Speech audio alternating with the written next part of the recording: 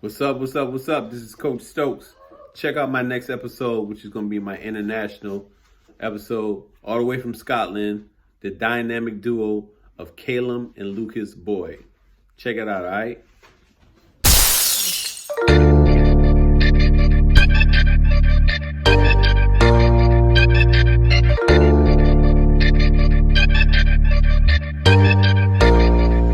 Hey, what's up? This is Coach Stokes, Stokes House Boxing Academy. You got to stay ready so you ain't worry about getting ready.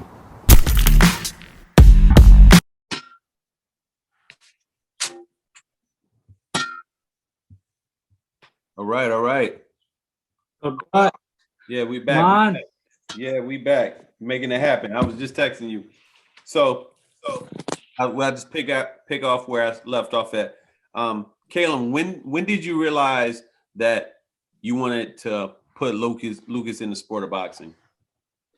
I always knew when I had a boy, even when he was a baby, I would have always loved him to hopefully take that route. But it's not, as you know yourself, it's not really for everybody. So it's okay me wanting him to do that, but if he didn't want it in his own, it wouldn't matter what I wanted. So I was lucky that what I wanted, my vision, he had the drive to want to push, which made my role so much easier because he just took it like a duck to water. It was seamless, like he was meant to. That's what he was here to. He was meant to box, I feel. Gotcha. So I'm lucky. Got you. You really are. You really are. You're a blessed man. Lucas, so do you have a nickname, Lucas, that you're known by? No, not really. Not yet? No. Oh, okay. Not yet. Not yet. Maybe soon. They will. Not yet, but they will, though. Lucas, I want to ask you this. Tell my audience, specifically the dedication it takes to be a boxer, because as your dad was discussing, it's not for everyone. There's a lot of kids that's under the misconception. They watch Rocky or they see Creed and it's like, I want to go ahead and put a mouthpiece and put gloves on. I want to be world champion, but it takes a lot of dedication. So could you let my young listeners know what it takes to be a boxer? I was like younger. Sorry, you cut out there. Yeah, go ahead. I'm sorry. I said it takes a lot of dedication to be a boxer. Can you let my young viewers know the dedication and time it takes in order to be a boxer? Just need to so my dad would always push me to be the best, and you need to want to be the best. You can't just not go. You need to stick in for it and stuff. So you would watch somebody and then you would copy them and you would like them and stuff. Okay. So let me ask you this. When you first started boxing, how tough was it? Was it tough, or was it something that you loved automatically? Where you saying I just loved it automatically? Yeah, you're a different breed. You're like my youngest son, Diesel. He's the same way. He loves the work. He loves it. And there's not a lot like them. No, and I see you really enjoy what you're doing. I look at your videos and I say this kid loves doing what he's doing. Callum, would you tell? There's a lot of coaches out there that want to. I see on social media like Instagram, you see a lot of dads saying you know what? Well, I see Callum and Lucas. I think I can do the same thing.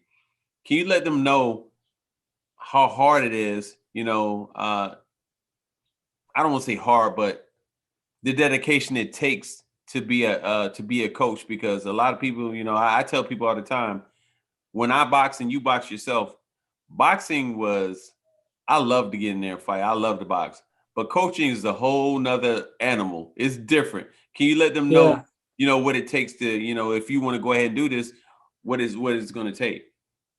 It's not, as you know, it's not just you can just do it for maybe one night a week or 1 week a month. It's all the time. It's an old saying, isn't it?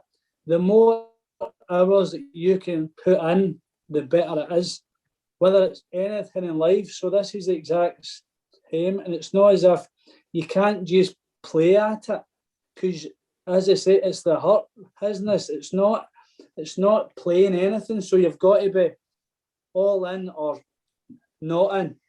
That's right. That's right. That's right. You understand what he was saying? It's not half-hearted. No, not at all. Not at all. It's just No. like we say on my shirt right here. It's It's a a lifestyle. lifestyle, 100%. That's right. 100%. 100. Listen, you'll know, obviously, having lots of young ones round you and round about the club or whatever, it's like they always ask us, like you'll always say, oh, Lucas, he's excellent, he's improving all the time, but they're only there maybe one night a week and then they're off for maybe 3 weeks and then it's not enough. The only way you can get good is you've got to be there all the time. It's honest. It's not like other sports where you can maybe get away with one night a week. You've got to be there 3 nights, 4 nights a week, every week, and be consistent with it. Because it's not a lot of people want it to happen overnight. Right. As you say, they'll watch Floyd Mayweather doing all the pretty. That's not what put him at that level. It was just his absolute work rate and willingness to be the best. It wasn't anything else. Right. Exactly. It doesn't come overnight. People have to realize he had to do the same thing over and over and over again. Competitive. Yes, very competitive. Can be boring. Right. That's just what you have to do. Exactly. Lucas, I'm a new boxer, and I come in the gym and I say, you know what? I want to box.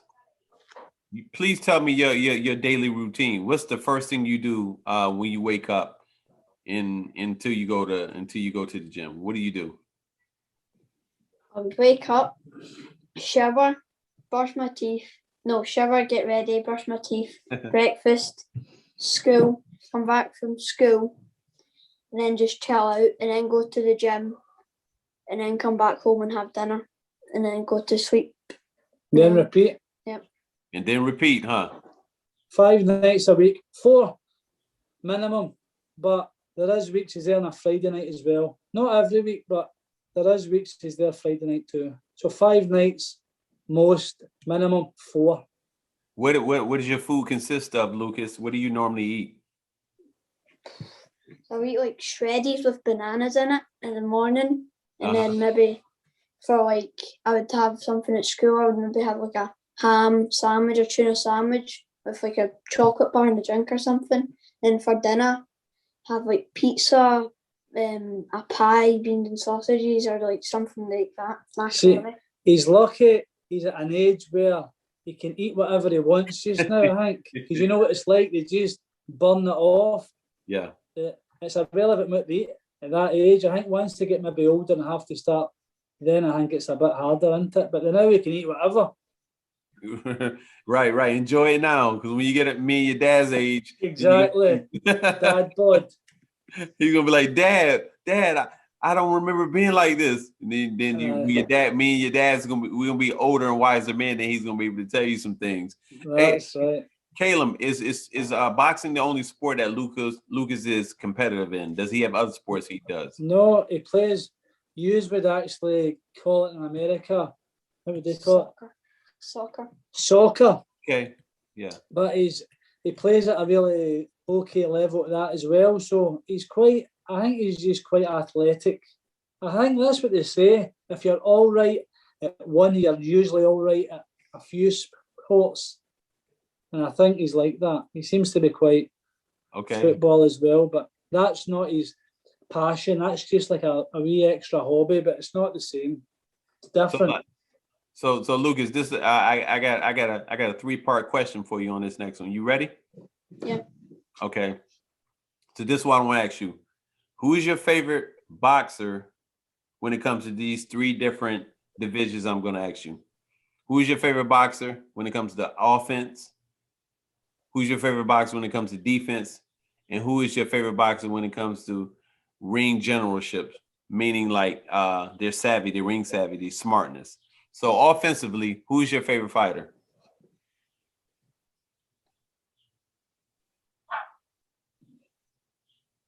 Of all time, or like fighting just now? Let's say either or. You pick. It can be past, present. Past, present. I quite like Marvin Hagler. Oh, what you know about Marvin Hagler?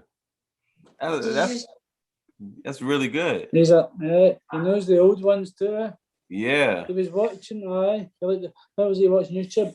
Kings The or Four something. Kings, so he's quite into them. He knows them all. He likes them. It's not just the new ones, Yes. Yeah, and I think that's actually helped him. without a doubt. Your dad is teaching you very well, very well. What about Marvin Hagler you liked about him?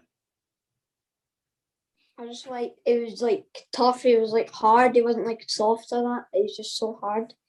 He was a monster. Monster. He was he's a monster at throwback. middleweight. He Straight. has to be. I'd Yeah. say Hagler has to be top 3 middleweights of all time. He has to be in top 3. Because who can you put ahead of him Right. at middleweight? Right. He didn't move any weight. That was his weight no matter what. No matter what. Middleweight, this is my weight. I'm not moving up. This is my weight. And he was, for a lefty as well, he wasn't a normal lefty either. No. He wasn't awkward or like he didn't wait. He was like front foot, just seek and destroy. Monster. Yep, definitely monster. Okay, so offensively we got Marvin Hagler. Defensively, who do you like?